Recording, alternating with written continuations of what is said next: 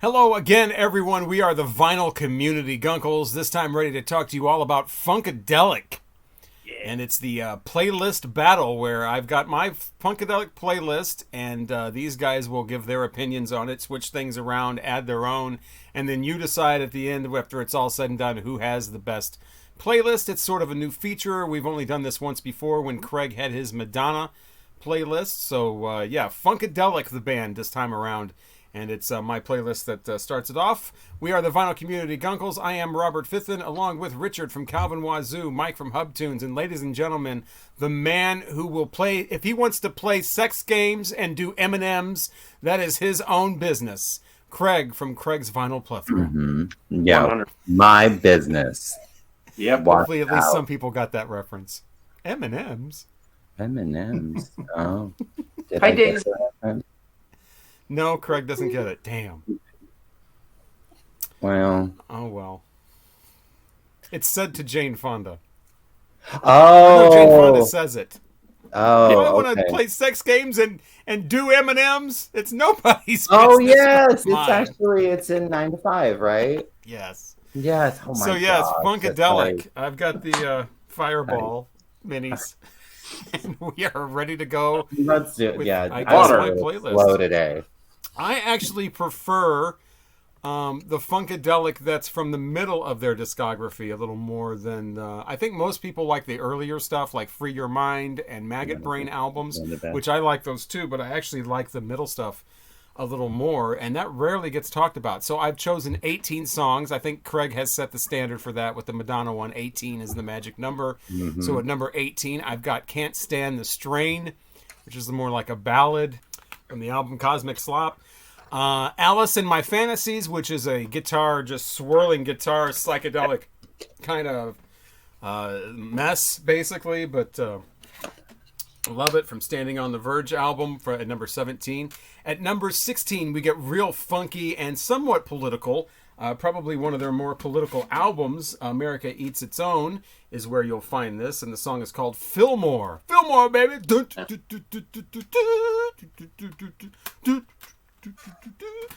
Sexy Ways comes in at number 15. Another song from Standing on the Verge of Getting It On.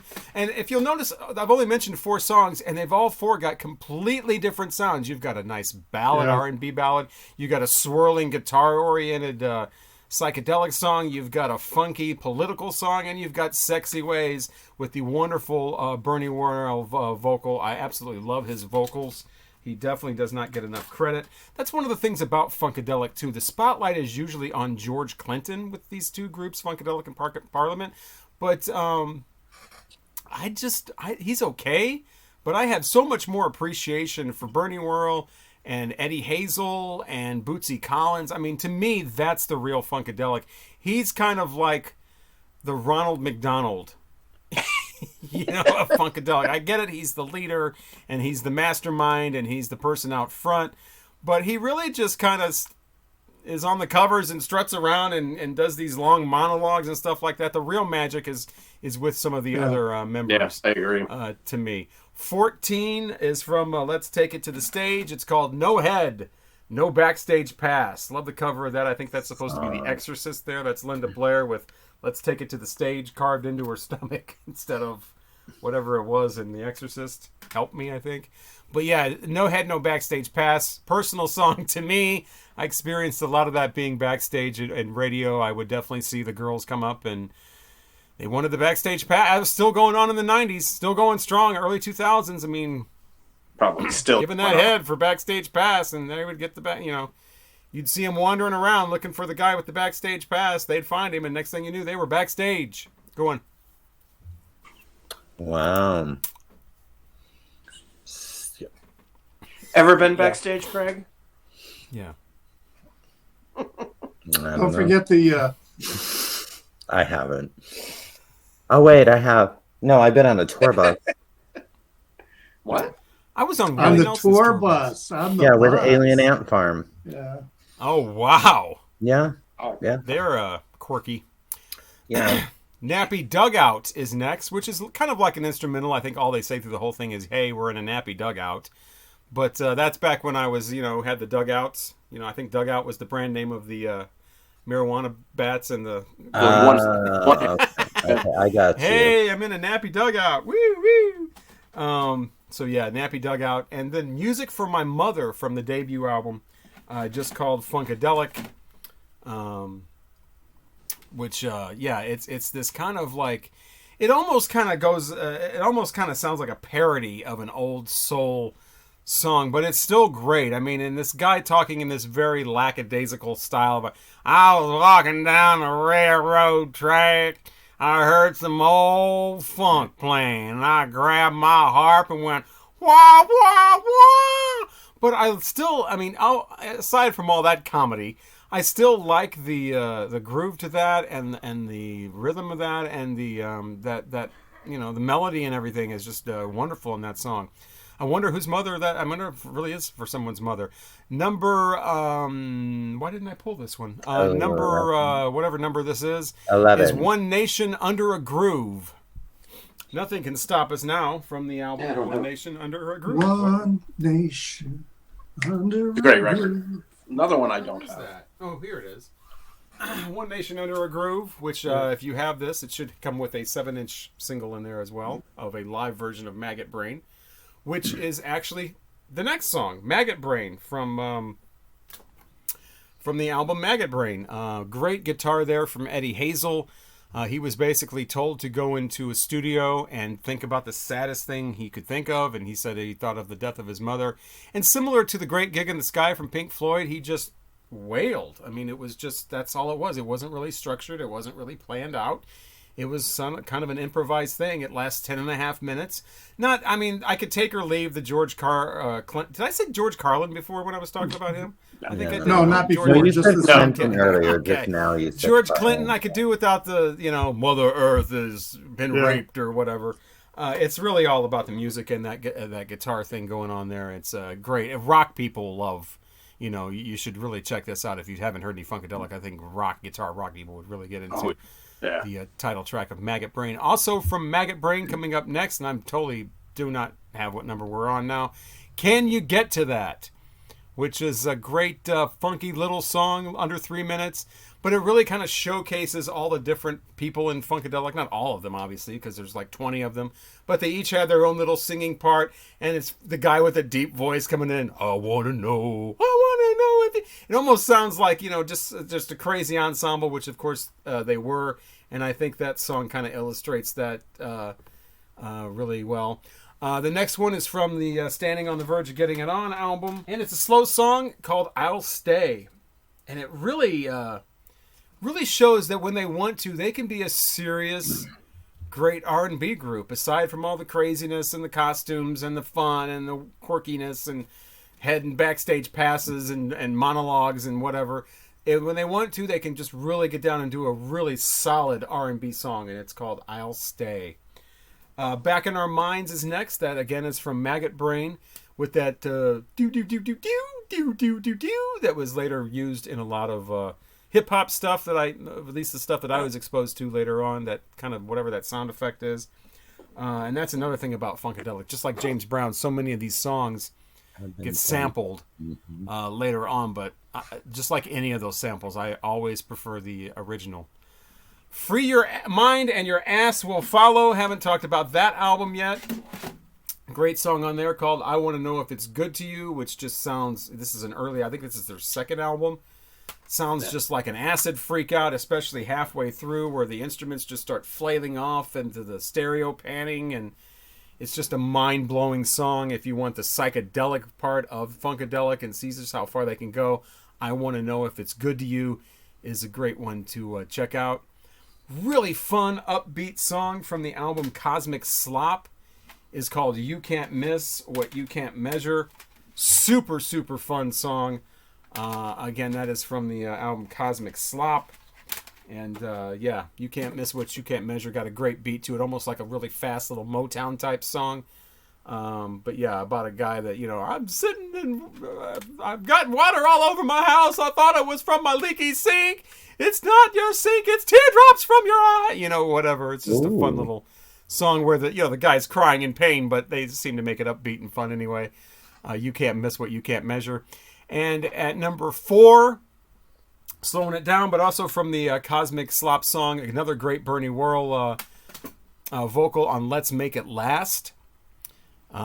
Just his smooth voice is just so wonderful. He's really underrated as far as being a part of this group or any group. I wish he got more exposure. Number 3, super, super funky, almost to the point of like, you expect the guy from like the What's Happening TV show or Sanford and Son to walk in with the big purple hat on and the shoes with the fish in them or whatever, called Smokey. And this is from Hardcore Jollies, their album. Looking back at you. It's that kind of a funky vocal, just over the top. But it does have a great repeating riff at it.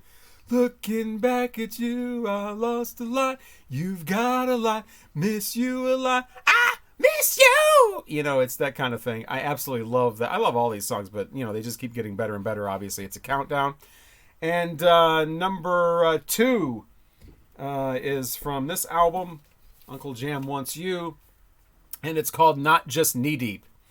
It is over 15 minutes long. If you're in a bar and you want something funky and you don't have a lot of money to put on the touch tones, you can put this on and it'll stay on for over 15 minutes. And the best part is when it first comes on, everybody thinks it's, De La Soul? I was going to mention that, yeah. Oh my God, there's nothing better than watching a bunch of dumb white guys go, I thought It's that not- was De it's La not- Soul. it's I was not going to me get that's ready to go, talking about I love my De La Soul. I love my De La Nose. I love my De La Clothes.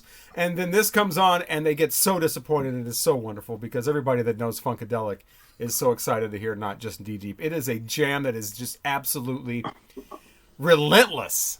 Not a fan of De La Soul, but not a fan of people sampling other people's music, but absolutely have always loved Funkadelic's Not Just Knee Deep. It goes on for over 15 minutes, but it doesn't seem like it. I mean, it's it's just relentless with that. And that basically is the basis of like raw funk music, is everything is what's called on the one, which is the one beat. And Funkadelic does that so hard usually, and especially in this song where it's like, bam, 2, 3, 4, bam, 2, 3, 4. That's the difference between funk and disco. Disco's on the 2 and 4, where it's like boop, boop, boop, boop, boop, boop. This is like a boom, doom, doom, doom, boom, doom. And this is the hardest that they do that, I think, is on this song. And again, like I said, it goes on for a quarter of an hour. But number 1, my absolute favorite, the title track from Standing on the Verge of Getting It On is called Standing on the Verge of Getting It On. It's from the album Standing on the Verge of Getting It On. It's got just it's just so much energy, so much excitement. I've always loved this song. The problem, if there is a problem, it starts off with this bizarre intro. Again, George Clinton coming in and being ridiculous with his, hey baby, you can be my dog, I'll be your tree, and you can pee on me. It's like, and he just keeps saying that over and over again. Well, Finally, the song, just skip over that part or listen to it on like a compilation where they cut that part off. Make sure it's over 4 minutes. You don't want the single edit. But what a great, fun, energetic song. And it sounds like they're standing on the verge of getting it on. They're ready to do something. They're ready to have a revolution. They're ready to be free. Or whatever it is, it's just about to happen. So it's exciting lyrics, exciting music, and it's my absolute favorite Funkadelic song. I played that on, I did only a couple of these live streams where I just played all kinds of music. And one of the things I really enjoyed about that was playing music that people didn't know that well. I put that song on and the whole chat was like, oh my God, I love this. What is this? This is like one of the best songs I've ever heard. So that really makes stuff like that worthwhile. But yeah, that is my favorite. That is my top 18 Funkadelic songs. Nice. So Nice. thanks. Who's next? Who's next? I think it's Richard. Okay. Yeah, in the pre-show, as we were talking, I was like, I have 2 records by Funkadelic. I have the One Nation Under a Groove, and I have Maggot Brain, and that's it. And so listening to all these songs and hearing the music from all these other albums and realizing just how deep their discography is as Funkadelic, because then you also have Funkadelic Parliament, and then you have Parliament. So I mean, there's just a lot of material out there.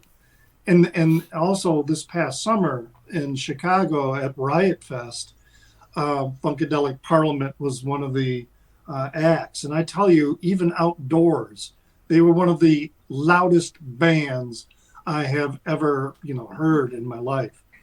And Robert, you're right. George Clinton, he's just kind of like a master of ceremonies kind of person. Yeah. He was ring there. He's like 88 now, I think. Yeah.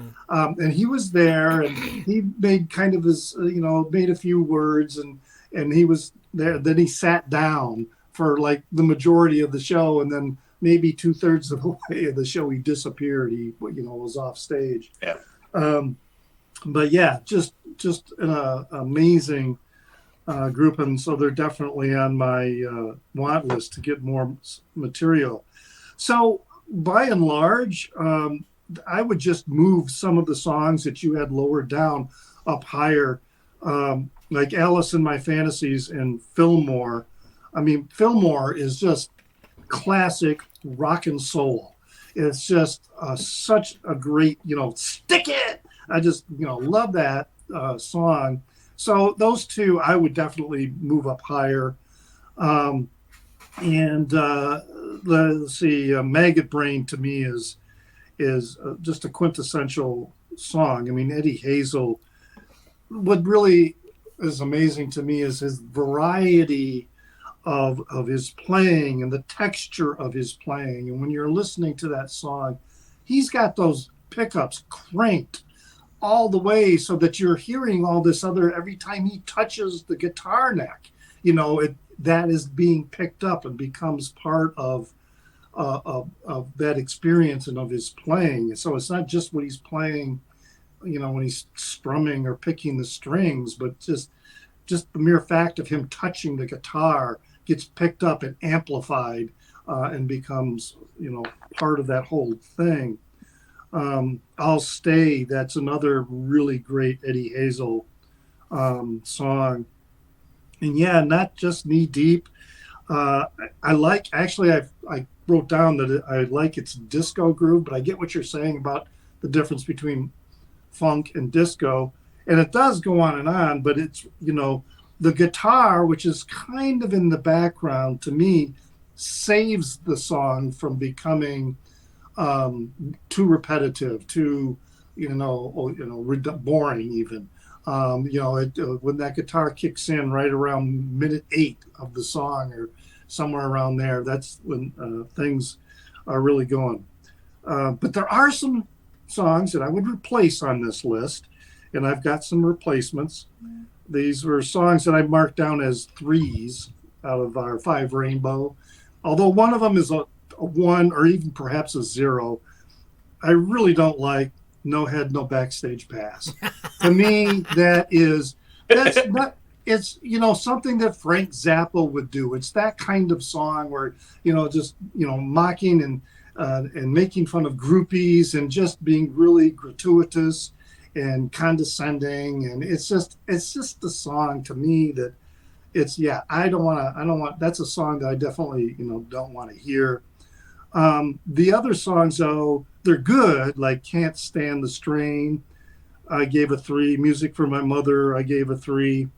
And Back in Our Minds, they're good songs, but they just weren't, as good as the others. So the ones I would replace them with is the first, and these were all 5s as far as I'm concerned, Free Your Mind and Your Ass Will Follow. That song is, to me, so excellent. And then the song Jolene, and no, Craig, it's not a cover. I didn't think so. Yeah. But that you can find that on the 3 CD set. First, You Gotta Shake the Gate. It's a really good song. And I would like to listen to more of that 3 CD set before I decide to pick it up. Another song that I would put in there to replace those would be Who Says a Funk Band Can't Play Rock? Really good song. And I like the way that they, mix things up back and forth in terms of, type of band playing another type of music. Why can't they do that? Why can't people just let people play music, kind of thing? I just kind of like that vibe and attitude in the song. And then the other one I would throw in there is Promental Shitwash Psychoses Enema Squad. It's a good groove. What kind of name is that? It is a good groove. Name alone. It's there's a kind of some weird spoken word kind of stuff going on, but it's just got a really good groove. What I really like about Funkadelic is the way they really do so perfectly meld, and that's why they've got that name, psychedelic music with funk, because a lot of what they're doing is very psychedelic, especially with Eddie Hazel, and even after Eddie Hazel, they had some really solid guitar players, and I tend to gravitate more to those songs that are a little more guitar centric, perhaps, regardless of the style of music that's being played. I mean, I really appreciate excellent guitar playing and creative and imaginative guitar playing, and you really get that with Funkadelic. And so this was a great playlist to go through. Like I say, I've got to get more Funkadelic in my collection. I don't have enough. Want me to go next, Craig? You are next, No, Mike. I'm good. So nobody will be surprised when I say this. Craig's never heard a Funkadelic song in his life. So I am the guy in the bar that would go, "Oh, De La Soul." So when I heard that, I was like, "Oh, that's the De La Soul sampled this," and I liked it. I'm glad that we do this and I can hear stuff like this, because I probably wouldn't have. I mean, I hear about them all the time. I'm more familiar with Parliament. But there were 7 songs out of the 18 that I enjoyed. So again, not that it was just like terrible. It was, I don't know, maybe it was a little much for me. Maybe I was expecting something else. I don't know. But I didn't hate everything. There were just 7 that I liked better than the rest. So Can't Stand the Strain. I'm just going to tell you what they are. Can You Get to That? I like Fillmore a lot. Standing on the Verge of Getting It On. I'll Stay. Not Just Knee Deep. And then One Nation Under a Groove. Those were the ones that I really, really enjoyed. I don't really have a lot to say. I mean, I did listen to the playlist 3 times. I wanted to listen to it more. I've just been very busy. But so I did not hate this. But again, and not really being familiar with them at all, I couldn't add anything. Again, at Richard, the songs he's saying, I've never really heard anything of them, and I really know very little. I didn't even realize that George Clinton was. So that's how bad how much I know about Funkadelic. So maybe I'll learn a bit more. Like I said, I'm more familiar with Parliament, but I guess they're basically Parliament was the a little same. more commercial oriented. Yeah, a little more mainstream. Yeah. Yeah. Because I know quite a few of their songs, but so yeah, I suck on this one. But thank you for once again introducing me to something that I probably would have never listened to in my life. So, this is the guy that didn't like Curtis Mayfield's Superfly, and I have not forgotten that yet. Oh, don't forget! I don't expect you to forget it. So. Well, okay. I this was fun.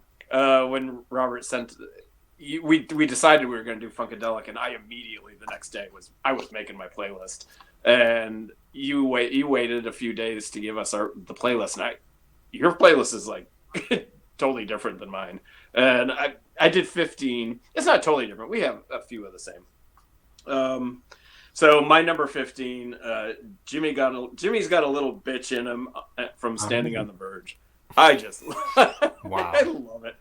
I like the title. Maybe I need to check that Yeah. one. Yeah, The Jimmy got a bitch in little him bitch in outweighs him. the gym. Oh. Sexy Ways from Standing on the Verge. That's a great song. I love that song. Cosmic Slop, and this was the one album because I probably have 6 or 7 of their records. Cosmic Slop is one that I don't have, and I probably listened to that the most out of all of them making this list. I love that record. I'm definitely going to pick that up. We were talking earlier about the reissues. These are all in print. You can find all their records. We were saying, obviously avoid the 4 3 minute minute beard. whatever 3 it's minute called. beard, 4 minute beard or whatever. But the Westbounds are not horrible. They're definitely listenable. I like them. What else we got? Back in Our Minds from Maggot Brain. Your folks, you and your folks, me and mine from. I don't know if I'm going to show every record, but I love this record too. America Eats Its Young. What else? Get Off Your Asses and Jam. I love it. Love it. I almost put that one on there. If we would have had a top 20, that would have been number 19. Yeah, it's really good. Really good. Where am I at? Super Stupid from Maggot Brain. I love that song. That's a great song. His guitar work, Eddie Hazel is a master guitarist. He is one of the best guitarists. I love it. Maggot Brain's probably not my favorite of their records, but his guitar work is so damn good on the whole damn thing. It is. He just fills empty space like no other guitarist, and does not get the credit. That's a great way to put it. The way he fills empty space. It's just and there's not a lot of empty space on a Funkadelic record or song. But he finds it. He finds it, yeah, because there's so much going on. And you'll be listening to a Funkadelic song, and all of a sudden you'll be like, "Holy shit, that's a screeching guitar solo!" But it's woven around in the song. I just love it. Let's see, where was I at? Oh, Hit It and Quit It from Maggot Brain. Also, love that song. Standing on the Verge, the title track from the album is I love it. A song I don't think anyone mentioned the song. I'll Bet Ya. I really dig that song. Really good. Another one I don't think anyone actually. Most of these I don't think anyone. Funky Dollar Bill. Really that would have been number 20. Yeah. Funky I love Bill. He was never home. Another one from Standing on the Verge, which I do not own, but I'll probably pick that up too, is Red Hot Mama. That's a fun song. Really fun song. That's the album opener, right? Yeah. And then you get into, I love their instrumentals. You Hit the Nail on the Head from America Eats Its Young. Great, funky instrumental. And then my number, I skipped one.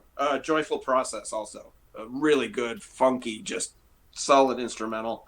And then my number 1 is the title track from Maggot Brain. Eddie's guitar, that is awesome. I mean, any rock fan has to know that song, right? I mean, his guitar, any guitar rock fan, that is a masterpiece. His guitar work is fantastic on that. I used to make it a point of playing that for rock, people that I worked with or whatever that had never even heard, didn't know any Funkadelic, and they would be like, "This is a Funkadelic? I didn't even know." And of course, they would expect their whole album to sound like that. It's like, no, it's really just this. He absolutely shreds through the whole album, and I think that's probably what makes that album so big is his guitar work. Like I said, it's not my favorite Funkadelic record, but I get why that's the one everybody goes for. I mean, it's really good. And his solo record that came out a couple of years ago for Record Store Day, go get it. His guitar work on that thing is incredible. Which one came out of Record Store Day a few years ago? It's the Dames and Guitar Things? MIGH. We just talked about it the other day. Is it the Game and Guitar Things? Game and something? There's a third thing. I can't remember what it is. Yeah, Games, Dames, and Guitar. Dames, yeah. Yeah. Unreal. I mean, didn't know that came he out does on a record store day. Yeah, he does a bunch of covers. I mean, he does California Dreamin', which is unreal. I mean, he just shreds all the way through it. But side two, he does a cover of "I Want You, She's So Heavy," which is great. Because I think I've mentioned this before on a video that that was one of the first kind of expensive collectible records that I knew about, and it was like $100 back in the '90s. Yeah, you know, no one could afford this. Yeah, it was great. Yeah, but this has been fun. This is a lot of fun, and I'm definitely going to go because I have. What do I have? Well, I bought that one when you guys were in town. I bought Uncle Jam, which I don't even think I put any songs from on. I love this cover too. It's great. And then I have America Eats Its Young, and Maggot Brain, Free Your Mind, which I didn't. Did I put anything? I don't even think I put anything on there. And then the debut. And this is a great Standing on the Verge, the best of Funkadelic. It's a double record best of. It's really good.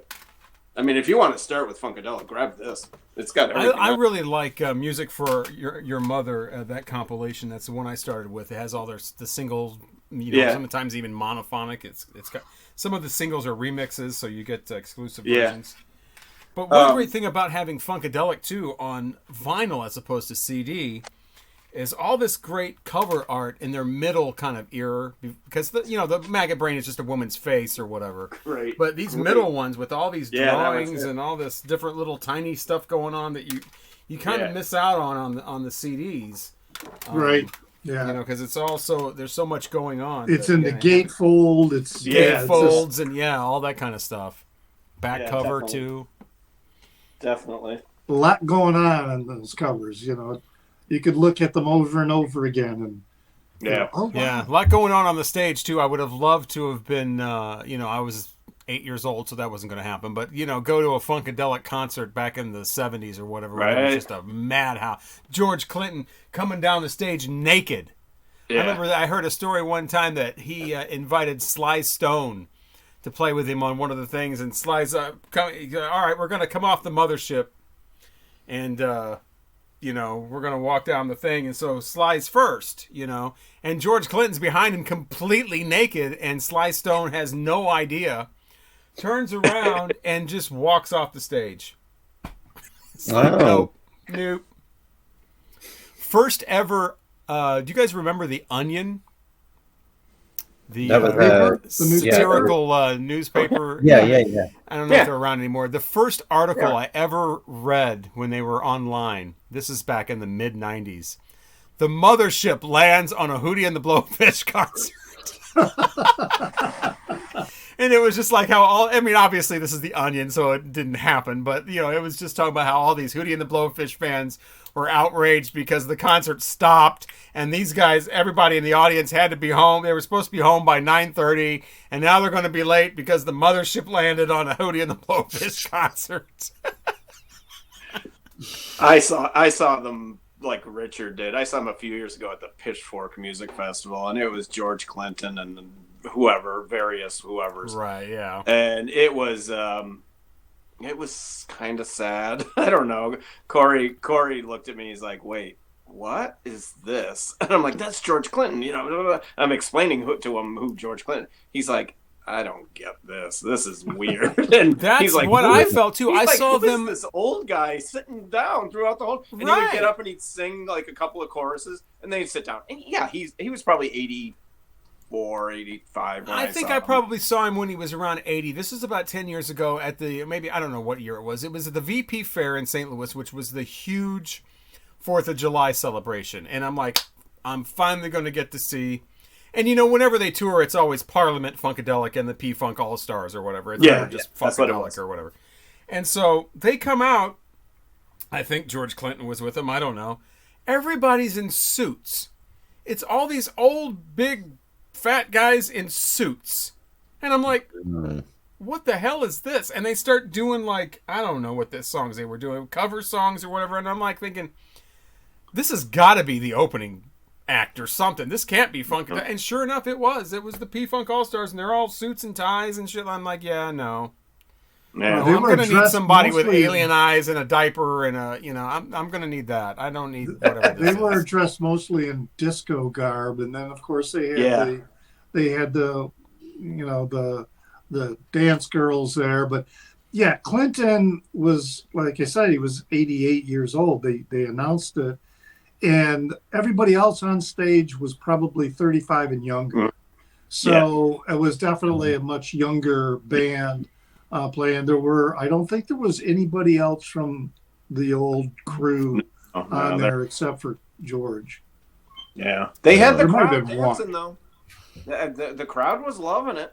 Oh yeah, Yeah, a lot of them have either passed away or they're just so disenfranchised with George Clinton they don't want to work with him anymore. I mean, he Well, kind of yeah, because the other thing that over. George Clinton was big time producer. He was the big producer behind all these acts, and so yeah, he probably that's the way the credits go. But I've heard stories Yeah. about how he's just kind of, I don't know, they're not flattering. Yeah, No. Like the I've story heard the that same with things. Atomic Dog when he went solo is that it's really these two guys in the studio that invented this kind of percussion sound almost by accident, using this thing and feeding it through the wrong way or whatever, and came up with this really thick sounding percussion that you hear on the song Atomic Dog. And they came up with that in the studio and blah blah blah. And George Clinton is so out of it. He just walks in the studio one day. He wasn't even supposed to be there that day. He's supposed to be there the next day. And just talks and goes, I'm the Atomic Dog, and woof, woof, what? And leaves. Next day comes in to record on his scheduled time. He's like, you were already here yesterday. Oh, what I was? And he didn't even remember coming in. And that's how they made the song. It's really these two guys, these two studio guys that produced that song. But of course, he gets all of the credit for it. He's a musical genius. He's a whatever.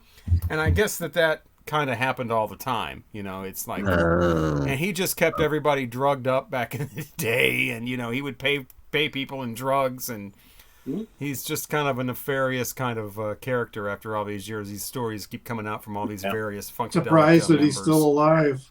Yeah. Well, he was the mastermind, kind of the before he started partaking himself later in the 80s when he had the solo thing going on. But paid everybody in cash and drugs, and then they wouldn't be able to get out of the hotel with the cash. They'd get mugged in the lobby or something. Just all kinds of crazy stories. Like a great time. Yeah. So, But it great was a music, good though. show. The one that I saw, it was fun. I really enjoyed it. So Yeah, it was. Yeah, I don't know. I did not. Like I said, it would have been fun to be there in the 70s. But that's our Funkadelic playlist battle. I think everybody wins with a band like Funkadelic, but you could put your favorites in the comments section. Which are your favorite songs? Who do you think had the better playlist? I think it's obvious. But maybe you want to put who you thought had the best That's one. right, Yeah, people would be like, Craig had the best one with 7 songs. Yeah. We'll have more of these coming up. I think Mike will choose the next one. We'll let you know what that one is. But we definitely have the tops and bottoms of 1986 on the way. And we'll also do our album review of Richard's choice for Subsonic Eye, and All Around You is the album from those guys. And so we have all that coming up and a bunch more. Thank you so much for watching. Go check out some Funkadelic now. We are the Vinyl Community Guncles, 4 white guys talking about Funkadelic. Hope you enjoyed that. Yeah, good times. I'm Robert Fifth, and along with Richard at Kelvin Wazoo. Craig's Vinyl Plethora. Mike at Hub Tunes. thank you again for watching. Bye.